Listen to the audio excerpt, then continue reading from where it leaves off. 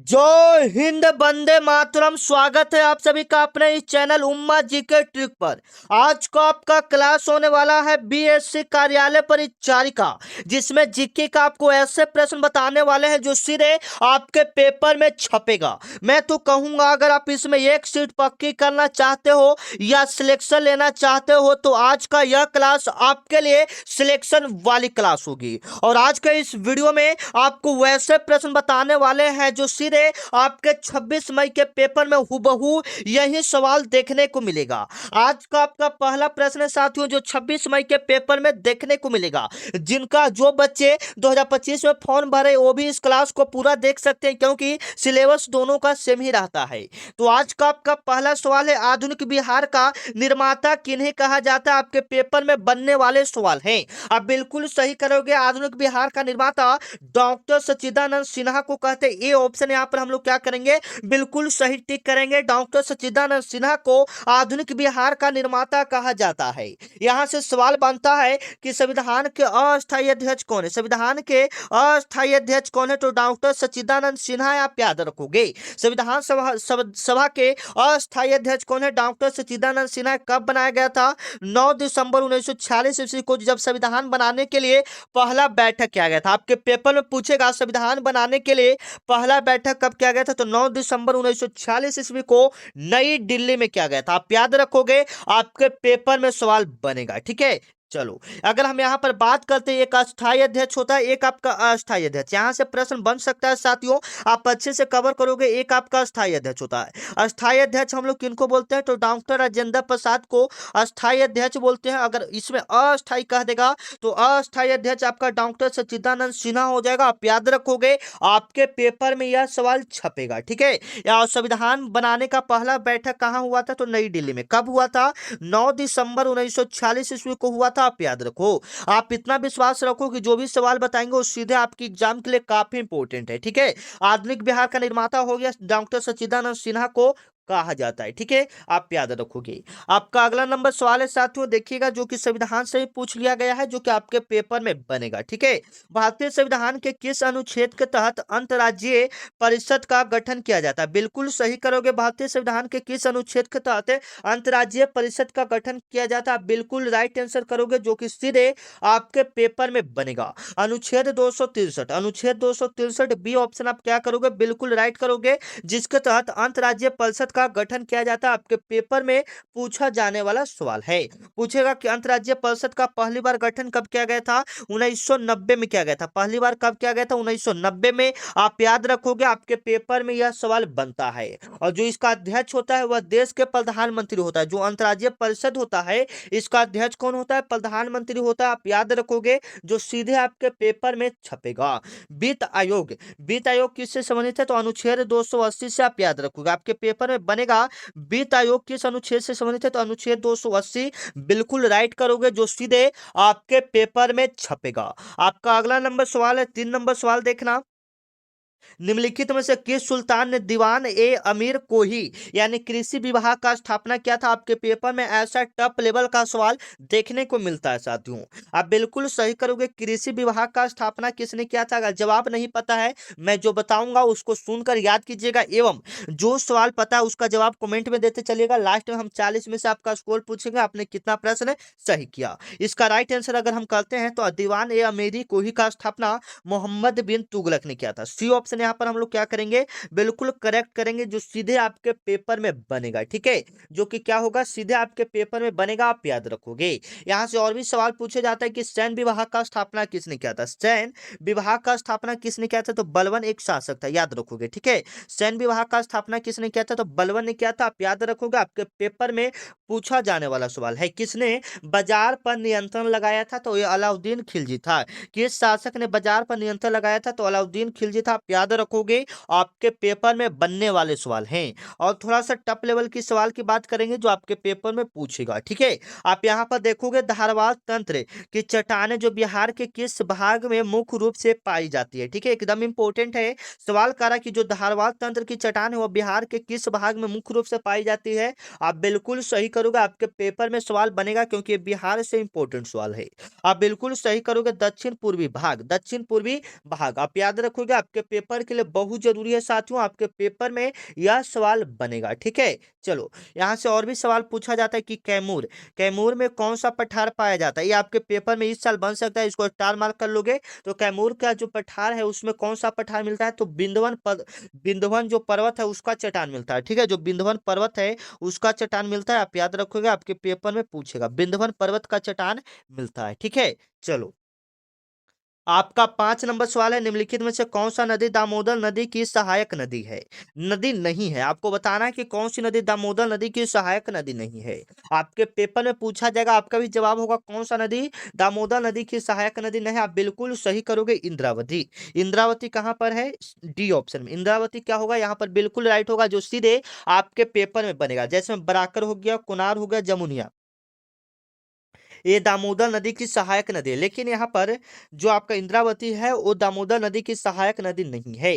अगर आपके पेपर में पूछेगा दामोदर नदी कहाँ से निकलता है, तो यह छोटा नागपुर के पठार से निकलता है। याद रखिएगा, छोटा नागपुर के पठार से निकलता है। ये कहाँ से निकलता है, छोटा नागपुर के पठार से निकलता है, आप याद रखोगे, आपके पेपर में पूछा जाएगा। इसे बंगाल का शोक भी कहा जाता है, आपके पेपर में पूछेगा बंगाल का शोक किससे कहा जाता है, दामोदर नदी को। जैसे में बिहार का शोक कोसी नदी को, उसी प्रकार से बंगाल का शोक दामोदर नदी को कहा जाता है। ठीक है, अगला सवाल चलेंगे, इंद्रावती जो है ये किस नदी की सहायक नदी है, तो गोदावरी नदी की सहायक नदी है। ठीक है, आप याद रखिएगा, मुख्य रूप से छत्तीसगढ़ उड़ीसा में बहता है। ठीक है, आपके पेपर में यह पूछे जाने वाले सवाल है। जो बच्चे चैनल को सब्सक्राइब नहीं किए हैं, उम्मा जी के ट्रिक एक बड़े भैया का आपका चैनल है, चैनल को आप लोग सब्सक्राइब कर लीजिएगा। जब तक आपका पेपर नहीं हो जाए, आपको डेली इस पर क्लासेस मिलता है, जो भी अपडेट आएगा उस सारा जानकारी आपको इसी चैनल पर मिलेगा। साथ में अभी ALP का फॉर्म आया है, तो जो बच्चे भरना चाहते हैं वो भर सकते हैं। ठीक है ना, ALP का, ठीक है, रेलवे ड्राइवर वाला। ठीक है, उसमें अगर फॉर्म डालना चाहते हैं तो आप डाल सकते हैं। और भी बिहार पुलिस का भी फॉर्म अभी आ रहा है फिलहाल में आपका, तो बिहार पुलिस में भी फॉर्म डाल सकते हैं। उसका क्लास हम स्टार्ट करने वाले, कौन कौन बच्चे उसका क्लास करना चाहते हैं, क्योंकि जून में तो उसका कंफर्म है कि फॉर्म अप्लाई होना हो जाएगा स्टार्ट। ठीक है, मई अभी चल रहा है ना, जून में उसका हो जाएगा। तो कौन कौन बच्चे भरना चाहते हैं एक बार कमेंट में बता दीजिएगा, ताकि हमें भी पता चल सके, एकदम सिलेबस के हिसाब से पढ़ाएंगे। ठीक है ना, चलो तो ये आपका क्लियर हो गया। आपका अगला नंबर सवाल है साथियों, प्रकाश संश्लेषण के दौरान ऑक्सीजन किस पदार्थ के विघटन से विखंडन से उत्पन्न होता है। ऑक्सीजन मतलब प्रकाश संश्लेषण में कहां से निकलता है, आप बिल्कुल सही करोगे, जल से। कहां से निकलता है, जल से। आपके पेपर में पूछा जाएगा। यहाँ पर और भी सवाल एक बनने वाला था, यहाँ पर बताया नहीं आपको, यहाँ पर देख लीजिएगा। ठीक है, क्योंकि प्रश्न छोड़ेंगे, मान लीजिए कि वही सवाल आपके पेपर में आएंगे तो फिर दिक्कत की बात नहीं है। आपके पेपर में पूछेगा भारत का नियाग्रा किसे कहा जाता है, भारत का नियाग्रा किसे कहा जाता है, तो चित्रकूट जलप्रपात को, चित्रकूट जलप्रपात को भारत का नियाग्रा कहा जाता है, आप याद रखोगे। ठीक है, आपके पेपर में बनेगा। ठीक है, चलो दामोदर नदी घाटी परियोजना का स्थापना कब हुआ था, तो 1948 में, आप याद रखोगे। ठीक है, इस सारे थोड़ा सा इंपॉर्टेंट है, आप अच्छे से कवर करोगे। हमने यहाँ पर बताया कि जल से आपका ऑक्सीजन बाहर निकलता है प्रकाश संश्लेषण में। ठीक है, चलो ये आपका क्लियर हो गया। अगला नंबर सवाल, अगला नंबर सवाल पूछेगा कि जो पेड़ पौधा का पत्ता का रंग हरा होता है वह किसके कारण होता है, क्लोरोफिल के कारण होता है, आप याद रखोगे, आपके पेपर में पूछा जाने वाला सवाल है। आपका अगला नंबर सवाल है साथियों, आपका जवाब कमेंट में आना चाहिए। देखते हैं कितने बच्चे इसका राइट आंसर दे पाते हैं। बॉम्बे प्लान कब हुआ था, 1944 में। कुल कितने उद्योगपति शामिल थे, बॉम्बे प्लान में कुल कितने उद्योगपति शामिल था, बिल्कुल सही करोगे, 8। कितने उद्योगपति शामिल थे, 8। ठीक है, जिसमें JRD टाटा, GD बिरला, ये सब शामिल थे। ठीक है ना, याद रखिएगा, जो कि आपके पेपर में पूछा जाएगा। अब यहाँ से कुछ कुछ इंपॉर्टेंट सवाल देख लेते हैं जो आपके पेपर में बन सकता है। योजना आयोग का स्थापना कब हुआ था, क्योंकि इसी के तहत योजना आयोग का स्थापना किया गया था। ठीक है, योजना आयोग का स्थापना आपका आपका किया गया था 1950 में। योजना आयोग का स्थापना कब किया गया था, 1950 में, आप याद रखोगे, आपके पेपर में ये पूछा जाने वाला सवाल है। आपके पेपर में पूछेगा कि जो भारत में जन योजना है, जो जन योजना है उसका मसौदा किसने तैयार किया था, आप बिल्कुल याद रखोगे, आपके पेपर में ऐसा ही सवाल बना जाता है। तो एम एन राय ने जन जन योजना का मसौदा तैयार किया था। आपके सवाल में बनेगा कि भारत में जन योजना का मसौदा किसने तैयार किया था, MN राय ने किया था। ठीक है, आप याद रखोगे, आपके पेपर में पूछा जाएगा। ठीक है, चलो यहां से आपका सवाल हो गया। फिर योजना आयोग का नाम बदलकर नीति आयोग भी कर दिया गया था, आप याद रखोगे, आपके पेपर में सवाल बनेंगे।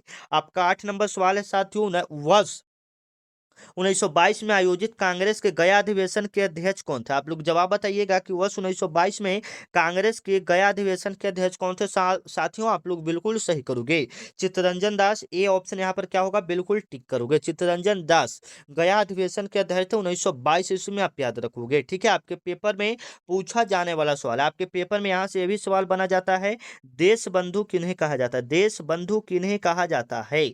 आपके पेपर में सवाल बनेगा, देश बंधु किन्हें कहा जाता है? बिल्कुल सही करोगे, चित्तरंजन दास को देश बंधु कहा जाता है। ठीक है, आपके पेपर में ये सब आने वाला सवाल है। आपके पेपर में यहाँ से और भी सवाल बनता है कि स्वराज पार्टी का गठन कब हुआ था? स्वराज पार्टी का गठन कब हुआ था? आप बिल्कुल सही करोगे, 1923 ईस्वी में स्वराज पार्टी का गठन हुआ था। ठीक है, आपके पेपर में ये सवाल बनेगा, स्वराज पार्टी का गठन कब हुआ था? 1923 ईस्वी में। ठीक है, चलो, इलाहाबाद में हुआ था, आप याद रखोगे। आपका अगला नंबर सवाल है कि भारतीय संविधान की 11वीं अनुसूची में पंचायतों के लिए कुल कितने विषय हैं? बताइएगा, पंचायतों के लिए कुल कितने विषय हैं? तो आप बिल्कुल सही करोगे, पंचायतों के लिए 29 विषय हैं। कितने विषय हैं? 29। उससे पहले यहाँ पर अनुसूची बताओ, अनुसूची कितना होता है? तो आपके संविधान में टोटल 12 अनुसूची है, आप याद रखोगे। आपके पेपर में सवाल बनता है साथियों। ठीक है, चलो, आपका अगला नंबर सवाल की ओर चलते हैं। देखिएगा, आपके पेपर के लिए बहुत जरूरी है, किस कोशिकांग को कोशिका का पावर हाउस भी कहा जाता है? किस कोशिकांग को कोशिका का पावर हाउस भी कहा जाता है? आप याद रखोगे, माइटोकॉन्ड्रिया को। माइटोकॉन्ड्रिया को पावर हाउस भी कहा जाता है, आप याद रखिएगा। आपके पेपर में पूछा जाने वाला सवाल है, आपके पेपर में यहाँ से सवाल बनते हैं, आप याद रखोगे। ठीक है, चलो, कोशिका के आत्मघात का थैली किन्हें कहा जाता है? तो लाइसोसोम को कहा जाता है, आप याद रखोगे। कोशिका का प्रोटीन का फैटी किसको कहा जाता है? तो राइबोसोम को। राइबोसोम को कोशिका का प्रोटीन फैटी कहा जाता है, आप याद रखोगे। ठीक है, इसमें और भी सवाल देखिएगा जो जो आपके इस सवाल में बन सकता है। सबसे पहले, पंचायती राज दिवस कब मनाया जाता है? तो 24 अप्रैल को। 24 अप्रैल को पंचायती राज दिवस मनाया जाता है, आप याद रखोगे। आपके पेपर में सवाल बनेंगे। और कमेंट करके बताइएगा साथियों, आपको क्लास कैसा लग रहा है, एक बार कमेंट करके सभी कोई बच्चे बताएंगे। ठीक है, चलो, तो यहाँ से आपका सवाल करवा दिए। चलो, आपका अगला नंबर सवाल है साथियों, आपके पेपर में बनेगा। ठीक है, एकदम इंपॉर्टेंट है, आपका जवाब आना चाहिए। आत्मीय सभा, आत्मीय सभा का स्थापना किस वर्ष किया गया था? बिल्कुल सही करोगे, 1815 में। कब किया गया था? 1815 में। ए ऑप्शन आपका क्या होगा? बिल्कुल राइट होगा। किसके द्वारा किया गया था? राजा राम मोहन राय के द्वारा। राजा राम मोहन राय के द्वारा किया गया था, आप याद रखोगे। आत्मीय सभा का स्थापना किसके द्वारा? राजा राम मोहन राय के द्वारा 1815 ईस्वी में किया गया था। ठीक है, आप याद रखोगे, आपके पेपर में पूछा जाने वाला सवाल है। या ब्रह्मा समाज का स्थापना किसने किया था? तो राजा राम मोहन राय ने ब्रह्मा समाज का स्थापना किया था। जैसे में वहां पर हमने बताया कि आधुनिक बिहार का जनक इन्हें कहा जाता है, तो सच्चिदानंद सिन्हा को। उसी प्रकार से आधुनिक भारत का जनक हम लोग राजा राम मोहन राय को कहते हैं। आधुनिक भारत का जनक राजा राम मोहन राय को कहते हैं, आप याद रखोगे। आपके पेपर में सवाल बनेंगे। आपका अगला नंबर सवाल है कि बिहार में तिनकठिया पद्धति के तहत नील की खेती कितने हिस्सों पर अनिवार्य था? मैं आपको इसके बारे में बहुत सारा जानकारी दे देता हूँ जो सीधे आपके पेपर में बनेगा। ठीक है, बिहार में जो 3 कठिया पड़ती था उसमें नील की खेती 20 कट्ठा में से 3 कट्ठा खेती करना अनिवार्य था, आप याद रखोगे। आपके पेपर में पूछा जाने वाला सवाल है। चंपारण सत्याग्रह कब शुरू हुआ था? इसी में चंपारण सत्याग्रह किया गया था 1917 में, आप याद रखोगे। आपके पेपर में पूछा जाने वाला सवाल है। और यहाँ से पूछा जाता है कि महात्मा गांधी जी को चंपारण किसने बुलाया था? राजकुमार शुक्ला ने बुलाया था, आप याद रखोगे। ठीक है, चलो, चंपारण सत्याग्रह के सफल होने के बाद गांधी जी को महात्मा का उपाधि किसने दिया था? आपके पेपर में पूछेगा कि गांधी जी को महात्मा का उपाधि किसने दिया था? रविंद्रनाथ टैगोर ने दिया था, आप याद रखोगे साथियों। आपके पेपर में सवाल बनेंगे। आपका 13 नंबर सवाल है, देखिएगा, निम्नलिखित में से कौन सा दर्रा लद्दाख को तिब्बत से जोड़ता है? बताइएगा, निम्नलिखित में से कौन सा दर्रा लद्दाख को तिब्बत से जोड़ता है? आपके पेपर में बनने वाला सवाल है चांगला। क्या होगा? चांगला। ए ऑप्शन आपका क्या होगा? बिल्कुल राइट होगा, जो सीधे आपके पेपर में बनेगा। कौन सा दर्रा लद्दाख को तिब्बत से जोड़ता है? चांगला। ए ऑप्शन बिल्कुल हम लोग क्या करेंगे? करेक्ट करेंगे। ठीक है, आपके पेपर में पूछा जाने वाला सवाल है। जोजिला दर्रा, जो जोजिला दर्रा है यह किसको जोड़ता है आप याद रखिएगा। जोजिला दर्रा है ये श्रीनगर को लेह से जोड़ता है। श्रीनगर को किससे जोड़ता है? लेह से। जोजिला दर्रा श्रीनगर को लेह से जोड़ता है, आप याद रखोगे, आपके पेपर में बनेगा। बनिहाल जो दर्रा है ये जम्मू कश्मीर को श्रीनगर से जोड़ता है। जम्मू कश्मीर को किससे जोड़ता है? श्रीनगर से जोड़ता है, आप याद रखोगे, आपके पेपर में आने वाला सवाल है। जबकि सिपकी ला दर्रा जो है ये हिमाचल प्रदेश को तिब्बत से जोड़ रहा है। सभी को एक बार फिर से करवा देते हैं ताकि आपको कोई दिक्कत ना हो। चांगला तो आपका हो गया। चांगला जो है ये लद्दाख को तिब्बत से जोड़ता है। लद्दाख को किससे जोड़ता है? तिब्बत को। जबकि सिपकी लादरा है ये हिमाचल प्रदेश को तिब्बत से जोड़ता है। ये किसको जोड़ता है? हिमाचल प्रदेश को तिब्बत से जोड़ता है, आप याद रखोगे, आपके पेपर में पूछा जाने वाला सवाल है। ठीक है। जोजिला दर्रा श्रीनगर को लेह से जोड़ता है। बनिहाल दर्रा जम्मू को श्रीनगर से जोड़ता है, आप याद रखो, ये आपके पेपर में बनता है। यहाँ से और भी सवाल बनता है कि भारत का सबसे ऊंचा दर्रा कौन सा है? आप बिल्कुल जवाब दीजिएगा काराकोरम दर्रा। भारत का सबसे ऊंचा दर्रा कौन सा? काराकोरम दर्रा, आप याद रखोगे। काराकोरम दर्रा आप याद रखोगे, आपके पेपर में आने वाला सवाल। इसका पीडीएफ आपको टेलीग्राम ग्रुप में डाल दिया जाएगा, डिस्क्रिप्शन में लिंक है, आप वहां से ज्वाइन कर सकते हैं, या उधर जाके सर्च कीजिएगा उम्मा जी के ट्रिक, आपका उधर चैनल आ जाएगा। ठीक है, चलो टेलीग्राम पर। मानसरोवर झील कहाँ में है बताइएगा। मानसरोवर झील कहाँ में, कोई बच्चे बता सकते हैं? कमेंट में बताइएगा, क्योंकि यहाँ से संबंधित है तो आपके पेपर में बन सकता है। ठीक है। मुद्रास्फीति के नियंत्रित करने के लिए आरबीआई कौन सा कदम उठाएगा बताइएगा। मुद्रास्फीति को नियंत्रित करने के लिए आरबीआई कौन सा कदम उठाएगा? तो आप बिल्कुल सही करोगे। आप कौन सा ऑप्शन सही करोगे? एस एल आर में वृद्धि। एस एल आर में क्या करेगा? वो वृद्धि कर देगा। ठीक है ना। एस एल आर में वृद्धि कर देगा, तो जिसके कारण जो मुद्रास्फीति की नियंत्रित है वो हो जाएगा। ठीक है, आप याद रखोगे, आपके पेपर में पूछा जाने वाला सवाल है। ठीक है ना। अब यहाँ से कुछ कुछ इंपॉर्टेंट सवाल आरबीआई से आपको बता देते हैं। ठीक है ना, देखिएगा। सबसे पहले मौद्रिक नीति समिति जो होता है उसका अध्यक्ष कौन होता है? तो आरबीआई का गवर्नर होता है। ठीक है। आरबीआई का पूरा नाम रिजर्व बैंक ऑफ इंडिया होता है। इसका मुख्यालय मुंबई में। इसका स्थापना 1 अप्रैल 1935 ईस्वी को किया गया था, आप याद रखोगे, आपके पेपर में यह सवाल बनेगा। आपका अगला नंबर सवाल है साथियों, गदर पार्टी 1913 के प्रथम अध्यक्ष कौन था? गदर पार्टी 1913 के प्रथम अध्यक्ष कौन था? आप बिल्कुल सही करोगे, सोहन सिंह भकना। कौन थे? सोहन सिंह भकना। बी ऑप्शन आपका क्या होगा? बिल्कुल राइट होगा, जो सीधे आपके पेपर में बनेगा। गदर पार्टी का प्रथम अध्यक्ष कौन था साथियों? आप बिल्कुल सही करोगे, सोहन सिंह भाकना। सोहन सिंह भाकना इसका प्रथम अध्यक्ष था, आप याद रखोगे, आपके पेपर में बनने वाला सवाल है।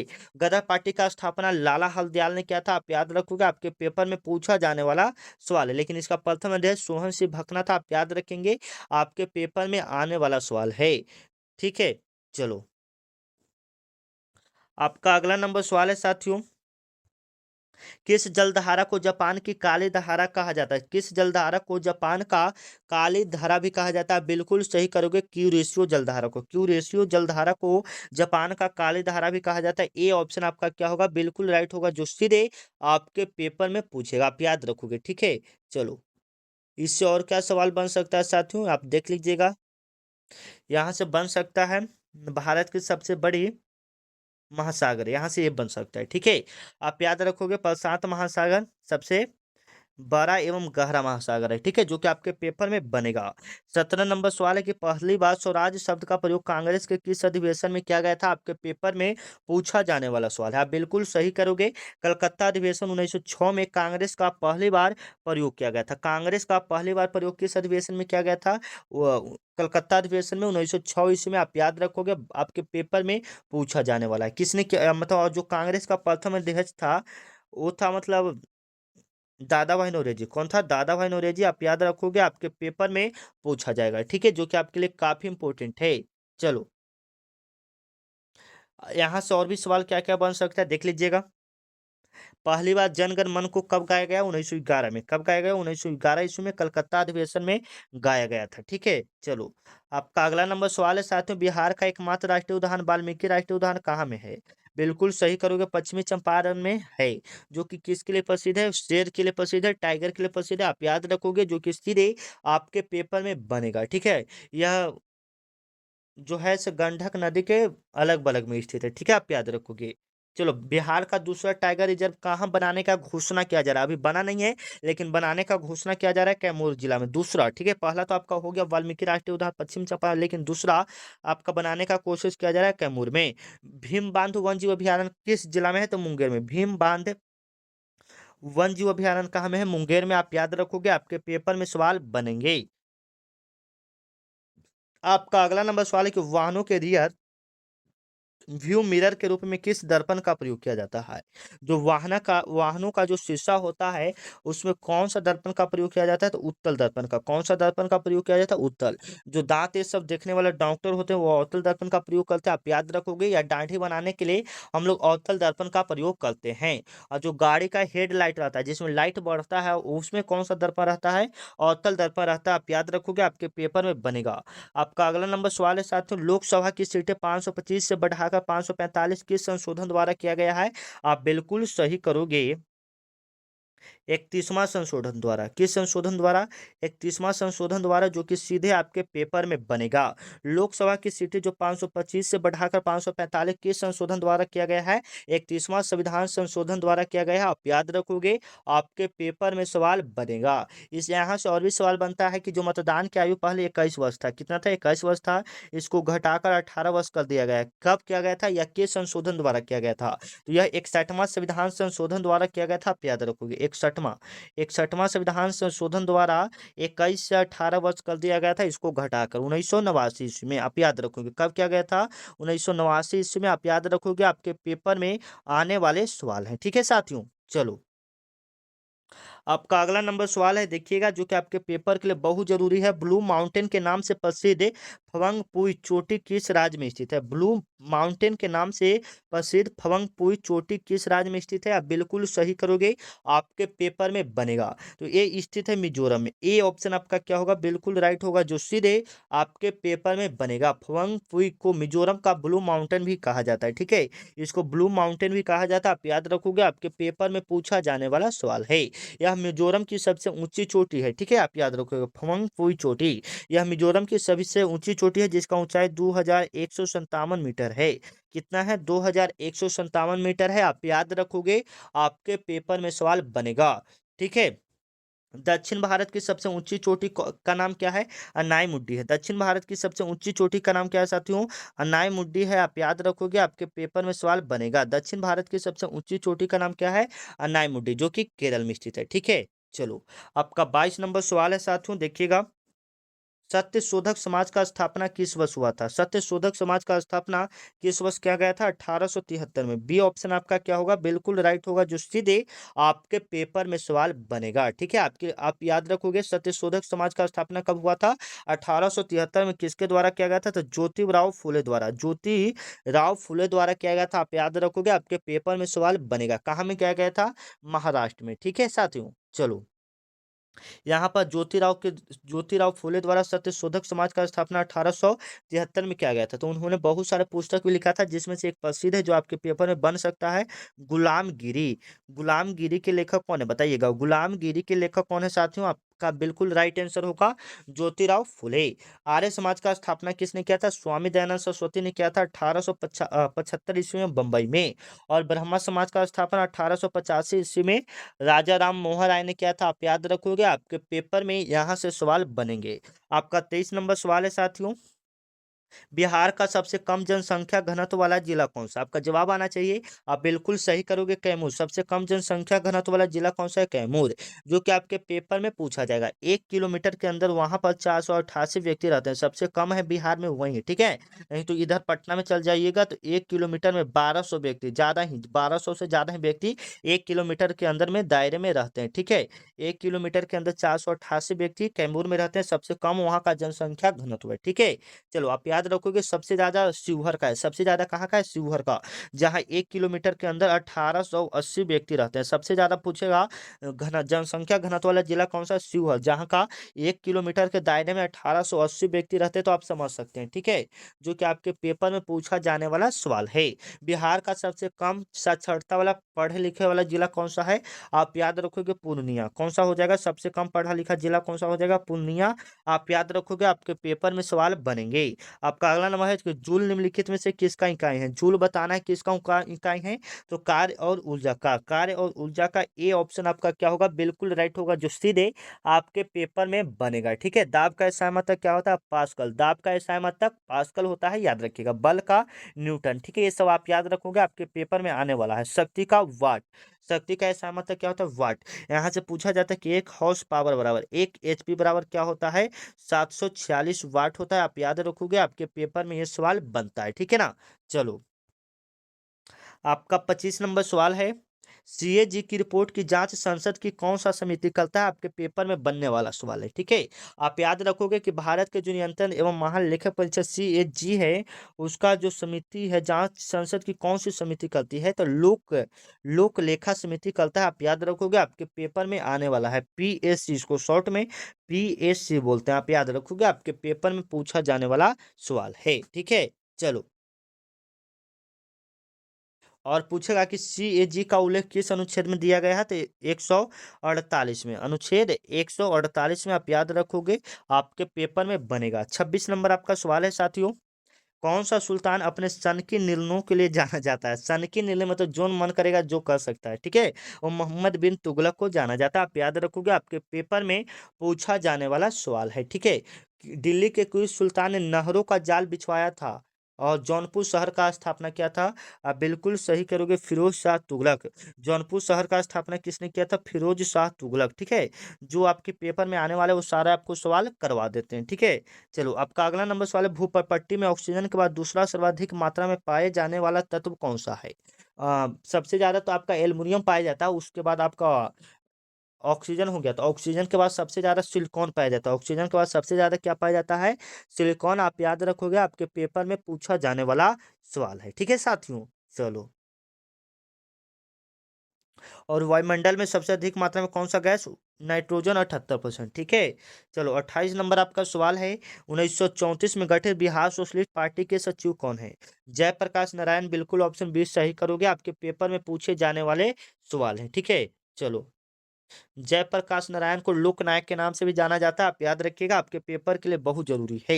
भारत की लवन नदी के नाम से किन्हें जाना जाता है? भारत की लवन नदी के नाम से किन्हें जाना जाता है? तो लूनी नदी को जाना जाता है। बी ऑप्शन आपका क्या होगा? बिल्कुल राइट होगा, जो सीधे आपके पेपर में बनेगा। भारत की लवन नदी के नाम से किनको जाना जाता है? लूनी नदी। और लूनी नदी कहाँ में है? राजस्थान में है, अजमेर के पास है, अरावली श्रेणी के। ठीक है ना, आप याद रखोगे, आपके पेपर में पूछा जाने वाला सवाल है। ठीक है साथियों, चलो, आपका अगला नंबर सवाल है, 30 नंबर सवाल, कि मानव शरीर में विटामिन के का मुख्य कार्य बताना है।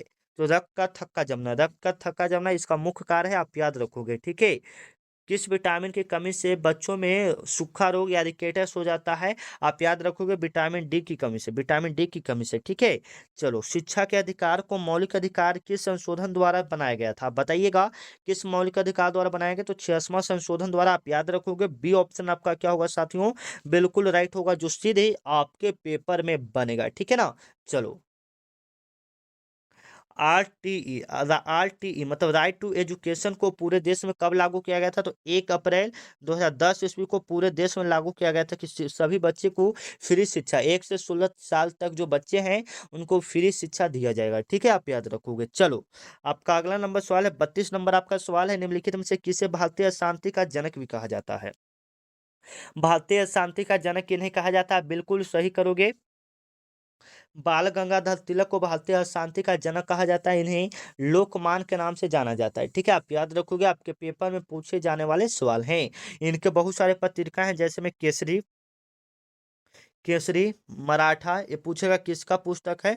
आप बिल्कुल सही करोगे, बाल गंगाधर तिलक का। ठीक है, जो कि आपके पेपर में बनेगा साथियों। ठीक है, स्वराज मेरा जन्म सिद्धाधिकार है, यह नारा किसने दिया था? आप याद रखोगे, किसने दिया था? स्वराज मेरा जन्म सिद्ध अधिकार है, बाल गंगाधर तिलक ने दिया था। ठीक है, चलो, आपका अगला नंबर सवाल है कि बिहार के किस जिले में ककोला जलप्रपात स्थित है? बिल्कुल सिंपल सवाल, आपका जवाब आना चाहिए ऑप्शन बी, नवादा। ऑप्शन ए नवादा। ठीक है, ये ऑप्शन आपका क्या होगा? बिल्कुल राइट होगा। बिहार का प्रसिद्ध धुआं कुंड और मांझर कुंड जलप्रपात किस जिला में स्थित है? तो रोहतास में। कहाँ में है? रोहतास में। ठीक है, आप याद रखिए, कई बच्चे रोहतास से भी वीडियो देख रहे होंगे, तो कमेंट करके बताइएगा आप लोग कहाँ कहाँ से वीडियो देख रहे हैं। बिहार का एक सबसे बड़ा और प्रसिद्ध झील जो कांवर झील है, वो कहाँ में स्थित है? बेगूसराय में। में।